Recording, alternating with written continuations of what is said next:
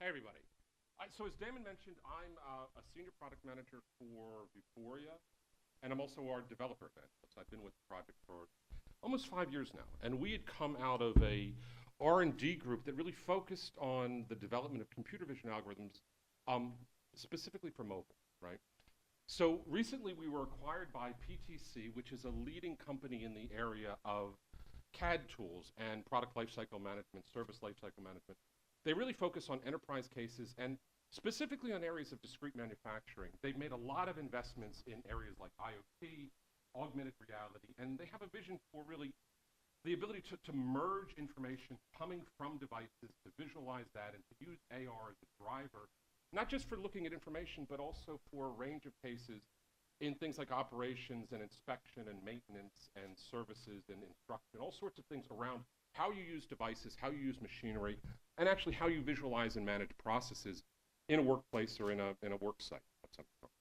So what I'd like to do today is to give you a little bit of an intro to Vuforia. It'll be very quick, and then talk about our ability to support Microsoft HoloLens. If you had seen the Build conference recently, you'd seen that we had introduced a demo, or premiered a demo, that showed the integration of Vuforia with HoloLens as a complementary technology. And what we did is enabled HoloLens to basically recognize an image, to know where it was in the environment, and to use that to then bootstrap the HoloLens experience using HoloLens reconstruction, their spatial mapping, and a lot of the more advanced features that they provide.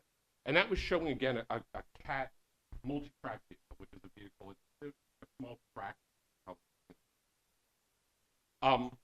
What we're showing down on the floor today is really the second generation of that. We've taken it from a simple image into an application that actually enables you to visualize the interior of an engine compartment and walks you through a use case for inspecting and applying maintenance to a CAT rig. So in today's session, I'll again give you a little bit of an update on Vuforia. I'll talk about our ability to work with HoloLens and how we complement each other. And then I'm actually going to take you into a workflow in Unity showing how we developed that demo, right? And what you're going to see is that working with Vuforia and HoloLens is really largely an authoring experience, or an authoring workflow. There's not a lot of programming that's needed. A lot of the more complicated aspects of development using Vuforia and HoloLens is handled under the hood. I'll explain what we're doing with that. And I'll show you how we've been able to use some of the capabilities that have been provided by PTC in the areas of things like CAD modeling to develop more advanced enterprise use cases like the one we're showing on the floor, but how we're using CAD models to enable you to precisely position content and to have dimensionally accurate augmented experiences. So as I mentioned, we had recently been acquired by PTC.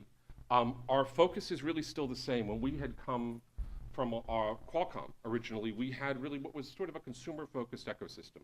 A lot of our developers were developing apps in areas like publishing, product visualization, games, things like that. And so PTC has acquired us really with the interest of taking that technology and enabling enterprise use cases as well. So we have two focuses. One is in, to our public developer ecosystem, which is focusing largely on consumer apps and gaming, but also enabling now a range of more sophisticated enterprise use cases, again, in operations and maintenance and things that have, sort of enterprise applications. So for those of you who aren't familiar with Vuforia, really since the beginning, we've focused on two basic aptitudes, which is the ability to recognize things and also then to track them. And what that means is the ability to follow something within the field of view of the camera. And when you can do that, when you know the pose of an object in relation to the camera, it enables you to render digital content onto it. And that's really the principle of augmented reality, is that you can lay virtual content onto real objects in the real environment and make them significant, right? So we can recognize images. We have the ability actually to recognize three-dimensional objects that are geometrically stable. And then we have other features like text recognition, the ability to recognize and interpret words, to know their position. And then we have a basic ability that we've used to really complement HoloLens, which is the ability to reconstruct geometry on physical surfaces. And this is a feature that we call smart terrain. We have another aspect of that called extended tracking.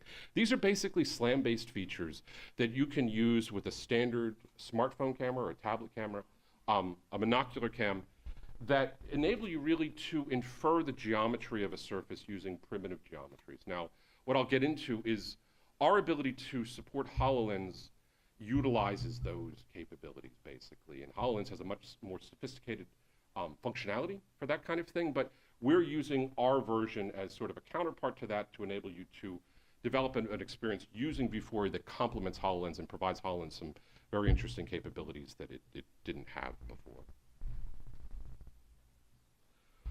So as I mentioned, we've been around for about 5 years at this point. We have about 25,000 apps in market, 200,000 registered devs, over 225 million app installs. A lot of that is really due to the fact that Vuforia, as I mentioned at the beginning, we focused on refining computer vision algorithms, and we've also made them very, very easy to use. We provide an API and workflows that enable a developer with some authoring or design or programming experience to utilize CV without needing to know anything about the underlying computer vision algorithms. You don't have to be an expert in CV. You really don't have to even know anything about it.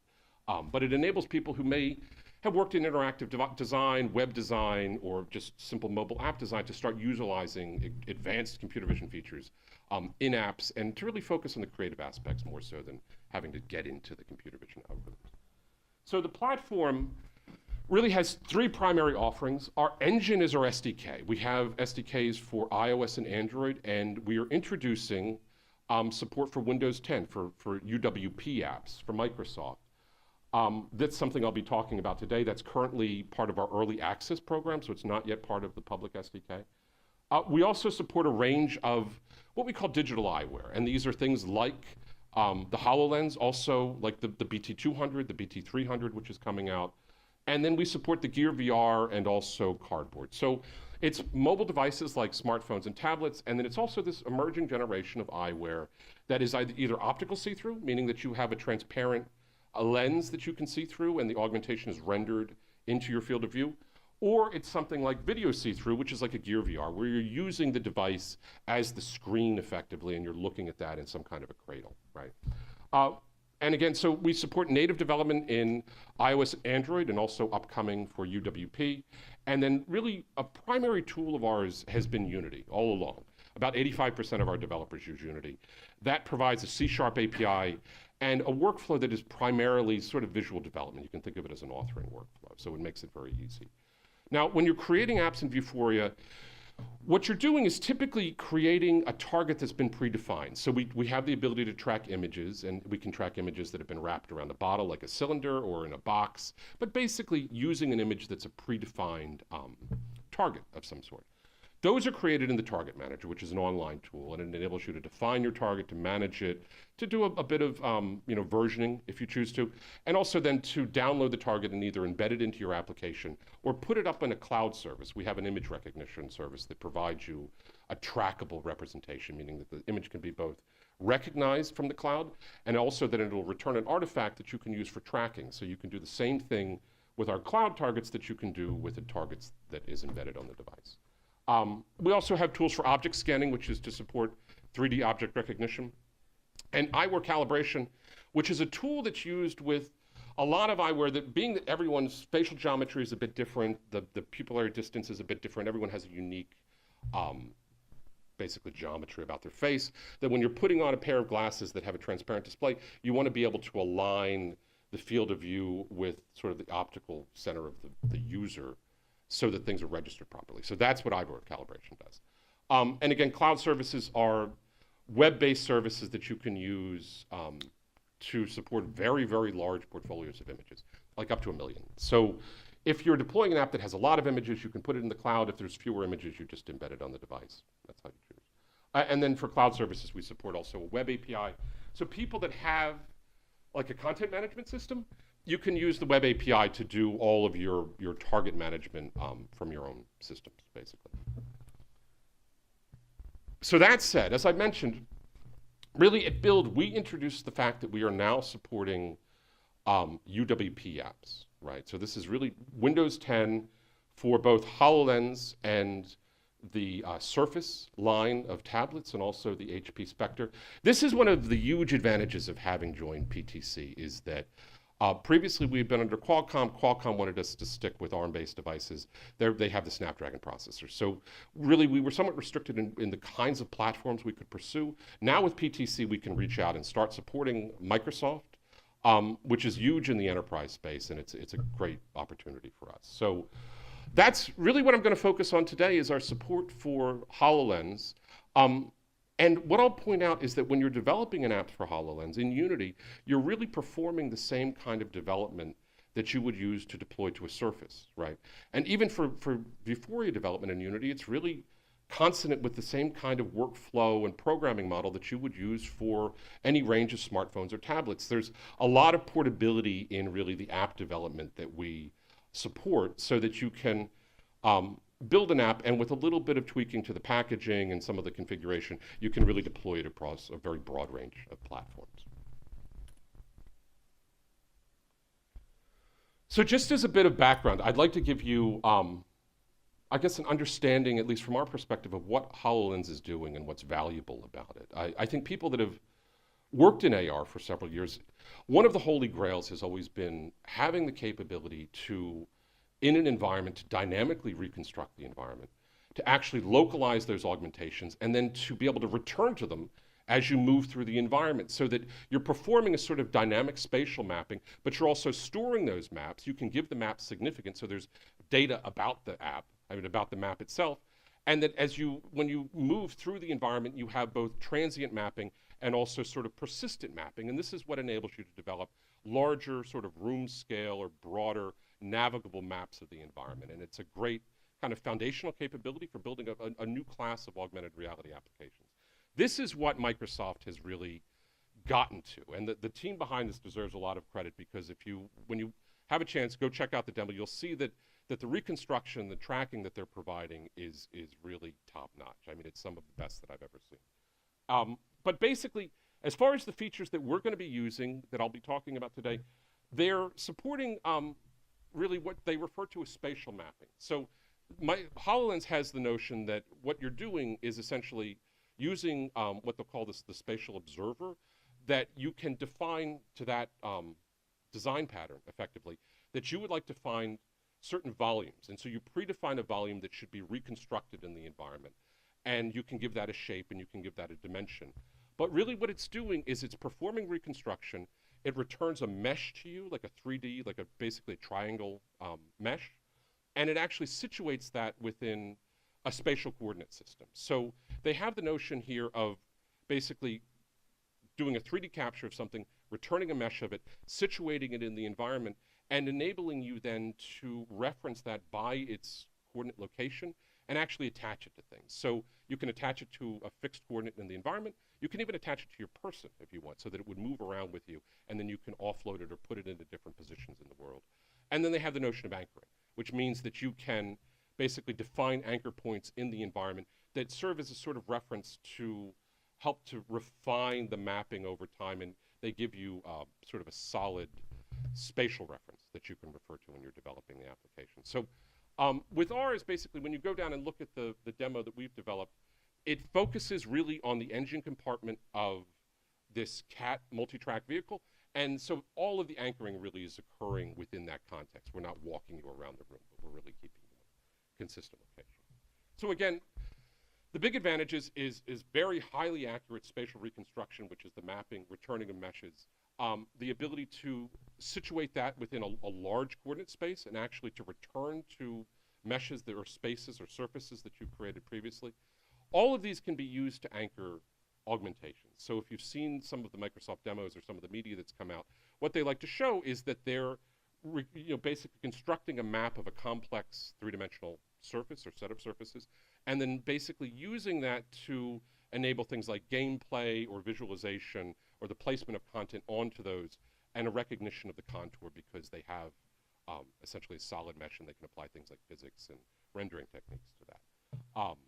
And then the other big thing really, again, is that it's localizing that content, meaning that it knows the content's relationship to you, it knows your relationship to everything that's been constructed in the environment, and that you can actually return to it. So you can move throughout the room, come back, and it'll recognize a given spatial map that's been created and can restore any content that you placed on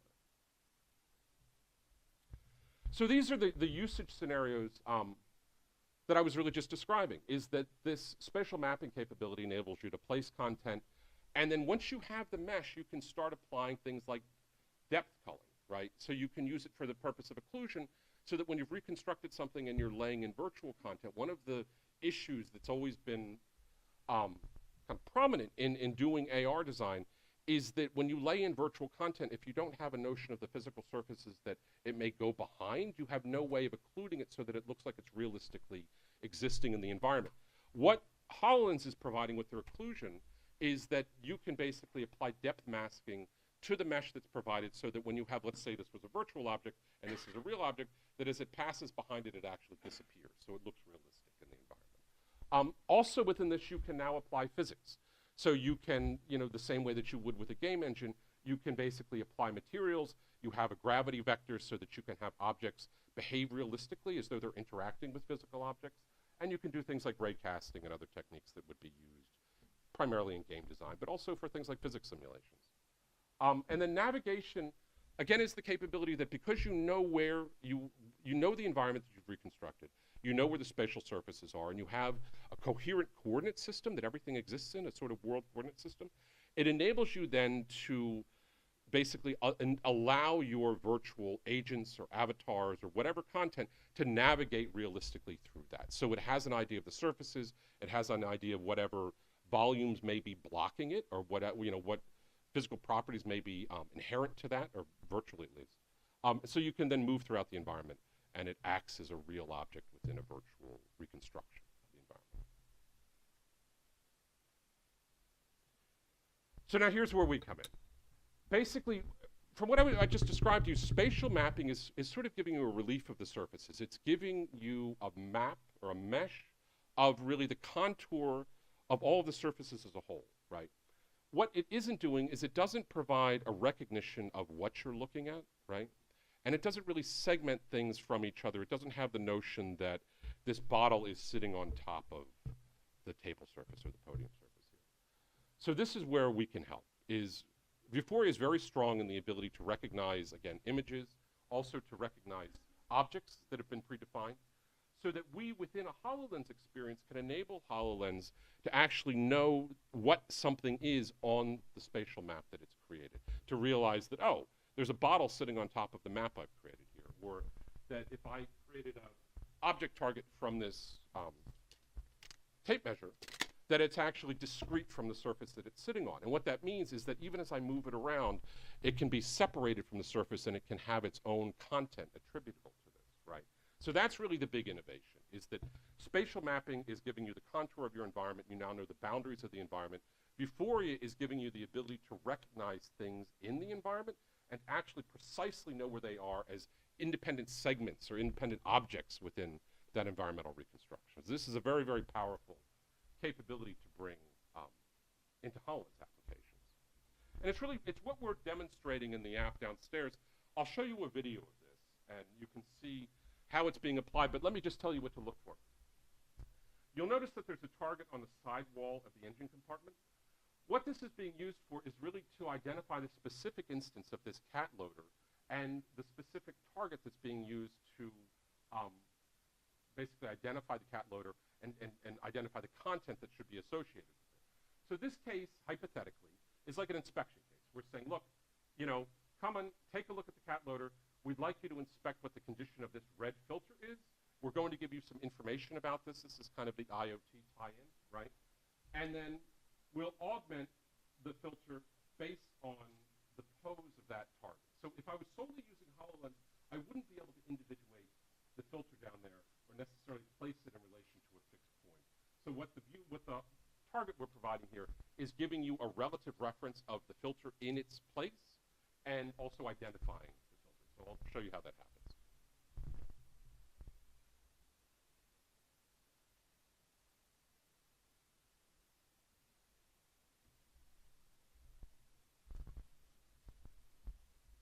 So he's recognizing the target. This is just a dialogue acknowledging that there is a inspection due. Transitions to HoloLens. And now what's happened here, as soon as he puts on the HoloLens and recognizes the target, we basically pass the pose of the target to the HoloLens, and HoloLens takes over. So what Vuforia is being used for here, again, is to identify the target, identify the content, identify the specific instance of the object, and then provide a precise original pose for the content of that, for the filter, basically, for the augmentation is running. As soon as the target's recognized and we know that pose, we pass it on to the HoloLens holographic processing unit, basically, and it uses that pose as part of its larger spatial coordinate reference to provide a stable augmentation within the engine compartment.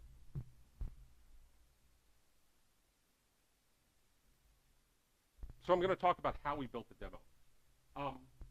What you're going to see here is there's really no programming involved. There's a little bit of scripting we had done just to handle the interfaces and to handle some of the animation. But this is really something that was developed entirely in Unity, and it's using Unity's, I think it was the HoloLens preview, essentially. So it's a beta release that they've made available. They've been working with HoloLens for a while now. And it's basically a version of the Unity editor that has HoloLens integrated as a platform and is really handling a lot of like the life cycle of HoloLens apps and the API largely under the hood. You can get into customization really within the editor space doing your own programming, but when you look at how you're setting up a HoloLens application and how you're actually programming it, it's really done with an authoring workflow and largely through a set of parameters that you configure in things like build settings. So I'll get into how that's actually set up. And just to recap as we get into here to identify what I'll be doing, again, the demo is showing that you can use Vuforia, a Vuforia target, to uniquely identify images and objects within a HoloLens application, within a HoloLens experience. You know exactly where they are in the environment. That provides you with very precise pose registration for content. So it complements HoloLens, where again, HoloLens is providing you with a very accurate mesh of the surfaces of the environment, and we're actually telling you where something exists precisely on those surfaces that are being tracked by HoloLens. This is supported by Vuforia's extended tracking. Now, if you remember at the beginning, I talked about the fact that we have a counterpart to HoloLens in two features known as smart terrain and extended tracking. These are SLAM-based features, which means that really they're using features of the environment to also construct a type of map.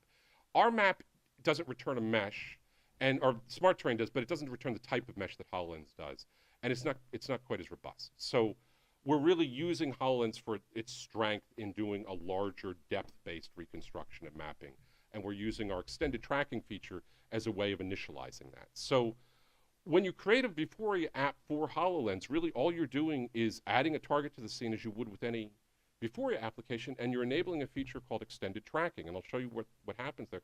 But really what then occurs under the hood is that as soon as your target is recognized and the extended tracking feature is initialized, we basically pass off that pose and transform it into the HoloLens spatial coordinate, their world coordinate space, right? And so a lot of the, what would you say, the magic is really applying the set of transformations necessary to convert from our own camera-based coordinate space into HoloLens's larger world coordinate space. So you have all of those capabilities, such as relocalizing meshes and walking around and navigating and getting into all of that.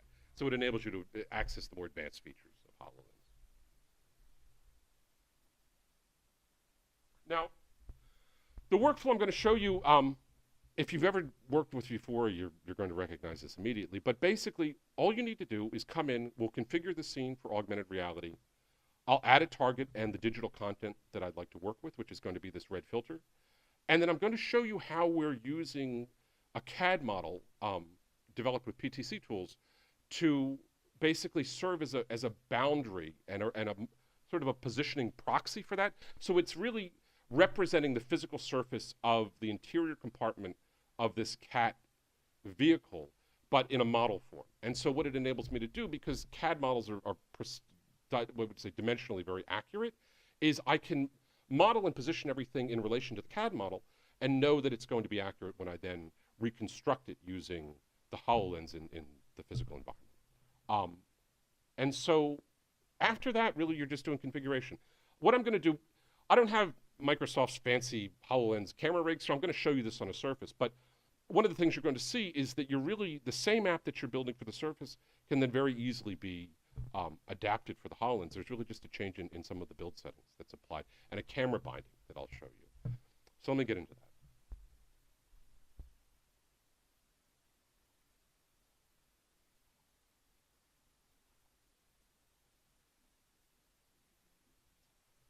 how many again had worked with Unity before? You guys familiar? Okay. So just really quickly, oh, let me get out of my presentation here. There you go. Just quickly for people that haven't seen it before, Unity is primarily used for game development. People refer to it as a game development engine. This is the Unity editor. What you're looking at in the center there with that axis, the handle, that's a scene view. So when you author in Unity, when you're creating something, you're really bringing content into that scene view. You can look at the properties and you can look at other assets that you're bringing in. I'll narrate this as I go through, but just be aware that on the far left side, you're looking at a hierarchy of the scene. In the center, you're looking at the visual content of the scene. And on the right-hand side, you'll be seeing elements of the scene that we can configure, basically. So this is entirely naked. Let me just, hopefully you can hear me. Let me bring the mic over a little bit. This is really a fresh Unity scene.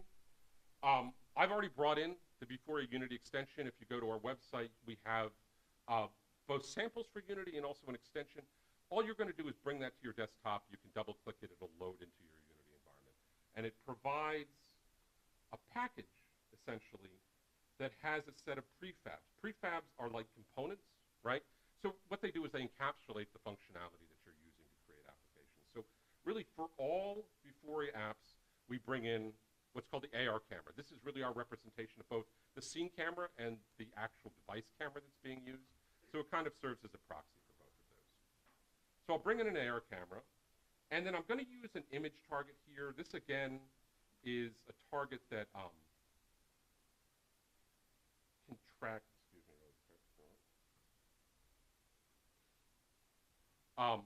two-dimensional images, right? So our features, basically, what we look at is a pattern of contrast variation, and that's what we use to recognize and track things.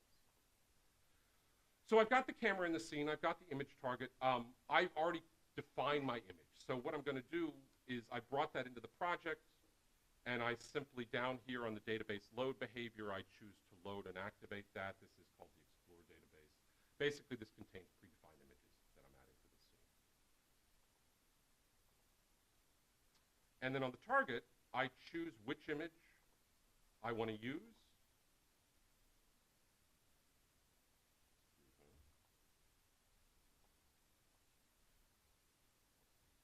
And you can see, you'll recognize this from the demo.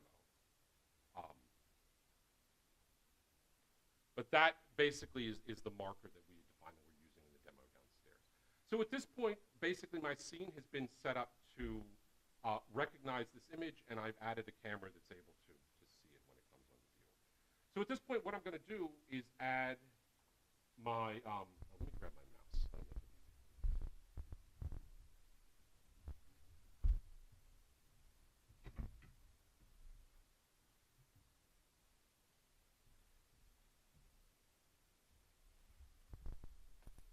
I'm going to add my content.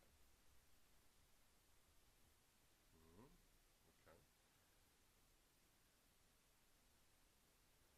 Open this up a little bit. So as you remember, really the subject matter of the demo is this filter right here. And that's what's being inspected, and you're going to see the filter go through a series of animations that follow the maintenance procedure, basically. So when you want to add content to an augmented reality scene in Unity for Vuforia, all you need to do is to add that model as a child of the target, right? What that does is it brings the content into the local space of the target, and when the target is recognized or when it's being tracked, it basically follows the target, right? It's very, very simple. It's a very simple paradigm. So when this image target is recognized, it's going to propagate events into the application that you can then respond to and turn on rendering, turn on physics, and basically, it's like an event-driven programming model, effectively. But what it enables you to do is basically tie the content to the target as a child of the target so that any events are propagated through to the content as well. It's really that simple. Let me just elevate this a little bit so you're not looking at the camera. There you go. So here's the filter that's the augmentation. You can see that I've laid this onto the target. Now, the workflow that I'm going to show you really uses a bounding model that we defined. You can see it on the right-hand side there. Now, that is derived from a CAD model. We basically taken a CAD model, converted it down to a polygonal model, right, for Unity, and brought it in as an FBX. We've simplified it a bit just to reduce the weight. And then I deliberately gone in and colored this in bright, kind of garish colors. The purpose of that is that I'm going to actually overlay the filter onto this model as a reference, and I want the model to be distinct so that if there's any, if it isn't overlaying accurately, that I can recognize where there are edges that need to be corrected. That's basically the reason. So again, I'm going to apply the boundary model to the image target. You can see that it's been brought into the scene here.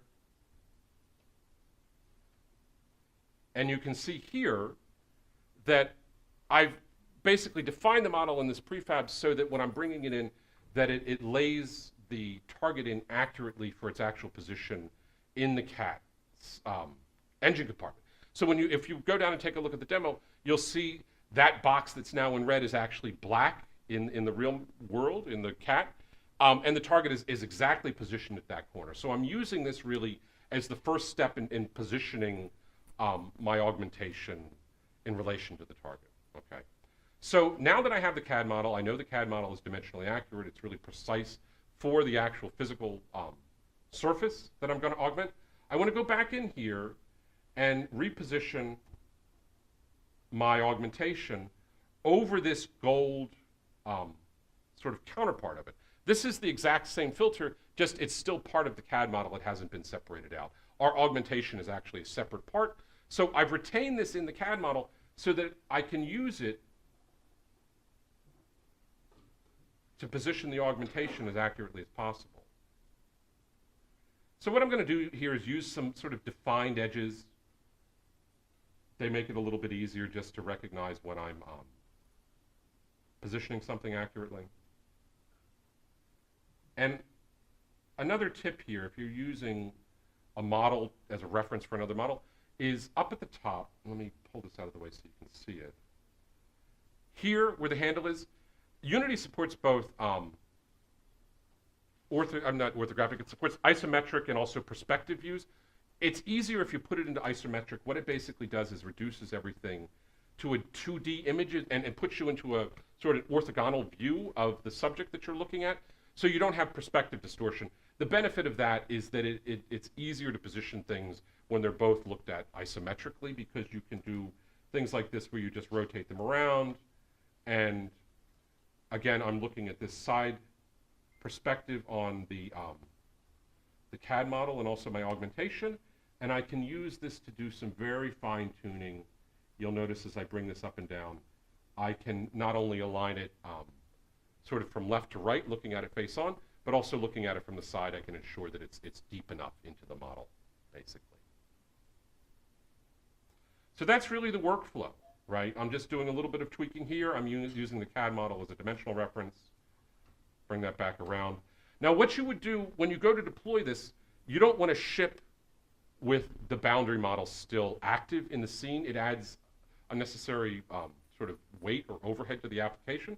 So you would deliberately go up here in the inspector and just disable that, right? So that avoids it. It's not going to be rendered when the scene is active. It's not even going to be packaged with the app, and it just keeps your app size down, which is a good practice to take. Now, I'll show you what this looks like on the surface. Let me just go in as a bit of housekeeping. You'll see I've added this to scenes and build in Unity. This means that this scene will be packaged with my application. I choose the Windows Store build, right? So this is really the Windows platform in Unity. If you're building for UWP app out of the Unity environment, you use Windows Store. These are recommended settings. We know that we're building for Windows 10, right? So we choose the Universal 10 SDK. Our recommendation is for Direct3D build types. And then you can go in and really customize the rest of it through things like player settings. This isn't as significant for Surface. I'll show you how this is used for HoloLens because there are a few settings to look at. But let me show you what this experience looks like on the Surface. Give me 1 second.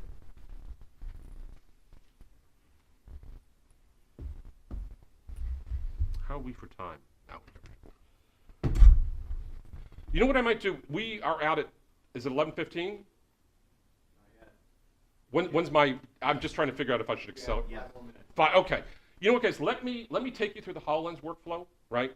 And then I'll show you this. But let me just make sure everybody gets a view of how you can deploy this for Hololens. This currently is, again, this can be deployed as a Surface app. We've chosen Windows Store, and this would run as is on a Microsoft Surface. Now, if I want to use this as a HoloLens application, there's just a few things I need to do. One of them is we've defined a prefab that represents the HoloLens camera. And so I've dragged this into the scene. What you can see is that we have, this is really a standard Unity camera that's just been configured with recommended parameters for the HoloLens camera. So we're going to do something that's called camera binding. Vuforia has an ability to work with third-party cameras, really using a binding technique that makes that camera the master camera for the scene, so that the coordinate frame from that camera is used as the reference for the coordinate space of the application or the scene that you're deploying. So you'll see up here in the AR camera, I go down to the digital eyewear behavior. I select optical see-through as the eyewear type, again, because HoloLens has a transparent lens. It's an optical see-through device. And then I choose HoloLens for the see-through configuration, right? You'll notice now there's an anchor point that's been introduced, that field at the bottom. What that means is use this alternate camera as really the reference, the anchor point for the entire scene. Use it as the origin of the scene.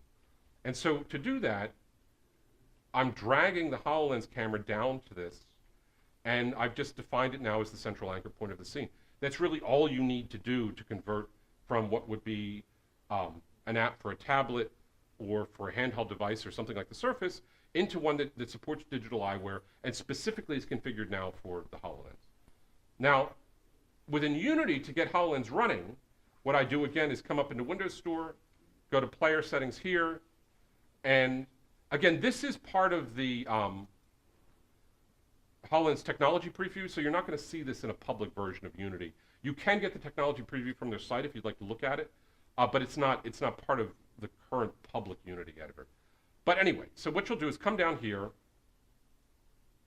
and in other settings, you'll see virtual reality supported, right? So select that, and then because you've chosen Windows Store, Windows Holographic is chosen by default. So Unity, a little while ago, started introducing support for things like Oculus, PlayStation VR. Windows is being treated that way currently within the technology preview. That may change in the future, but currently you're going to use the virtual reality supported function, and you're going to use Windows Holographic as the virtual reality SDK that you select. And what you also want to do is go into other settings, into publish settings, and down at the bottom here, they have a set of capabilities. You can think of these almost like permissions in a sense, and what they are, it's functionality of HoloLens that you want to, or of the HoloLens app that you want to basically permit or allow to be accessed within the runtime context, basically. So what we need to do here is enable the webcam in order to get camera access, and then also, if you wanted to use voice commands, you would enable the, where'd it go? Microphone, which I think I turned off. Anyway, and then also the critical one for HoloLens is spatial perception. So this is what's going to give you the ability to configure and observe meshes, receive callbacks on meshes. But those are really the three capabilities. And so that's it. You're really performing a camera binding, defining the app for to use as digital eyewear, as an optical see-through eyewear, and then coming into the build settings here in Unity and enabling VR support, selecting Windows Holographic as the platform or as the SDK, and then enabling these capabilities. And then you would select build here. It's going to push it out, create a Visual Studio project, and then you can basically build and run that onto a HoloLens device. So it's really that simple. So let me, hopefully I'll have time to do this. Let me show you the demo on the Surface. Why don't we start with questions, and I'll do this as we're going. That's a great idea.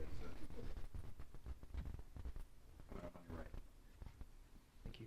So maybe I'm the only one, but last time I've used Vuforia was including a jar file in Eclipse for an Android build and uploading the marker to Vuforia, to Qualcomm's web service.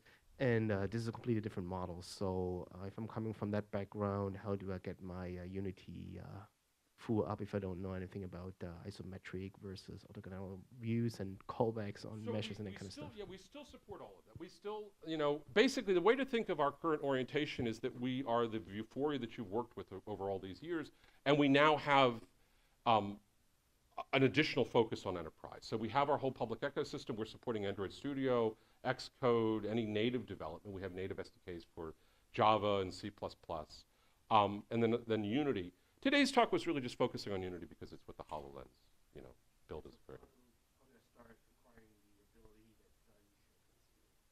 So for which? For Unity or for? So what you do is just go to our developer site and you can get, my recommendation would be to start with the samples. So we have, for all of our features, we have a pre-built project that you can access, import right into the Unity environment. Everything's basically pre-configured. You can deploy that to a device to evaluate it and then immediately start changing out the content, doing whatever you want, but it really gives you like 85% of what you need to deploy a feature. That makes sense? Yeah. I'll just add to that. So Unity has excellent video tutorials on their site. Yeah, roll the ball just to learn Unity. Yeah, yeah. But to get from there to this, it's still one way to go. Patrick, you don't count. You can ask questions. Sorry, man. Sorry, man. Sorry. It seems like that you're aligning the object to display in 3D instead of 2D. I think that's a key. Do you really need the whole 3D model? No, that's actually an excellent point. So what I had shown you was really just a section that we had taken from the sidewall with a few relevant parts that were in the same area as the augmentation, but you certainly wouldn't bring in the entire CAD model. The CAD model would be gigantic. So we had gone through really using PTC Creo and really extracted the portion of the model that was going to be relevant. That's what you would do with it. But that's a very good question. Do you know when the HoloLens support will be added for beta? So currently, we don't have an official announcement on it. It's currently part of our early access program. And so we're working with developers really to understand how to refine the programming model best, you know, to serve our development community. And we're also working with Microsoft to figure out when will be a good time to make it public. But it's upcoming. It's just currently, it's effectively in a beta state for us. Yeah. Hi, David. Great talk. Thank you for bringing Thanks. Vuforia to Holland. Will this have the same licensing model for developers with the watermarking and that kind of stuff? I expect it will. I mean, this is basically being treated as a digital eyewear application. So our licensing model distinguishes mobile apps from digital eyewear apps. That's really just to enable you to access specific functionality for digital eyewear. So what Pablo is referring to is that we have a range of free licenses up through subscription licenses and also app licenses. And I think what we'll do is probably bring HoloLens into that scheme. Yeah, just a quick question about the image tracking capability of the HoloLens. What's the maximum distance or angles and? A very good question. So generally, that's more us than them. So the capability is dependent really on our own tracking. I tend to recommend that the maximum distance is about 3 to 4 times the diagonal length, the equivalent of the diagonal length of the image. So if you have something like this, and it's assuming an image that has a relatively even aspect ratio, but you would, like, let's say that's, I don't know, 10 inches, maybe you could take it out to 40 inches, depending on the richness of the image itself. As to viewing angles, it's typically down to, like, I guess 30% off of the surface itself, 25 to 30%. A lot of these, it's difficult to give a single answer because a lot of it has to do with the quality of the target itself. So if it's something like what we show here with stones, this is a very good target. There's a lot of high threshold contrast variation. And basically, it's a very robust target. So you're going to get maximum performance. Let me just take you guys through this really quickly. This, again, is running on Surface. It's not using any of HoloLens's depth sensing capability. It's really using our extended tracking. But you'll see here, what I've done is basically set up this rig so that the target's at the same height, at the same orientation as it would be in the engine compartment of the cat. And then I brought in these stones images, not to recognize them, but because they provide features that extended tracking can use to create a map of the surface. And so it just makes the tracking more robust. It's like Velcro. It's sort of deliberately adding things that you know the camera is going to be able to pick up to create a map, and it helps to stabilize the augmentation. So basically the workflow here, you've seen this is derived from what I just created in Unity, and what it's telling you is, oh, this is an inspection case. There's something wrong with the filter, right? I click on that again, and then it's going to explode the filter for me to show me what's wrong, basically. This is a little jittery because of the lighting and everything else, but take a look at it downstairs, and you'll see how it performs. But basically, the workflow here, the nice thing, what we had seen in talking to enterprises is that people that are working with something like a CAT multi-track vehicle or turbines and submarines and all of that, you can't haul them around with you. So it's nice to have a workflow that uses CAD so that you can replicate the same setting in your own environment in order to basically design. So we have just time for one last question. Sure. Hololens guy gets that. Spaceman, what do you say? I just had one question.